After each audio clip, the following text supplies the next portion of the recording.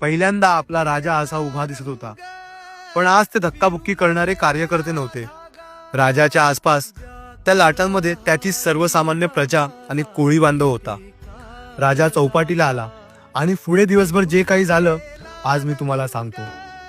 राजा सकाळी 7:30 वाजता चौपाटीवर आला. राजाचा रथ पटापट पाण्यात आणला गेला. सर्व सुखरूप आनंददायी चालू होतं. भरतीची वेळ होती. राजाची सर्व प्रजा अगदी उत्साहात होती. आता गुजरातची ट्रॉली लावायचं काम सुरू झालं. पण अटेम्प्ट चुकले आणि राजाचा रथ मातीत आत रुतला. पाण्याची पातळी फार वाढली. तेव्हा तिकडे आपल्या कोळी बांधवांनी राजाला बाहेर काढण्याचे खूप प्रयत्न केले, पण काही झालं नाही.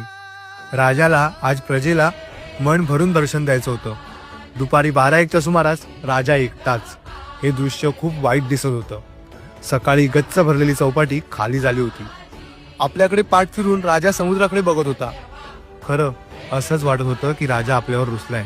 नंतर 4च्या सुमारास पुन्हा प्रयत्न केले गेले. यावेळी राजाची ट्रॉली सुखरूप विसर्जन तलाफ्यावर चढली. जर पहिल्याच कोळी बांधवांना विसर्जन करायची संधी दिली असती तर पहाटेच राजाचं विसर्जन झालं असतं. पण शेवटी ग्रहणात विसर्जन झालं. राजा प्रजेत पूर्ण 32 तास राहिला.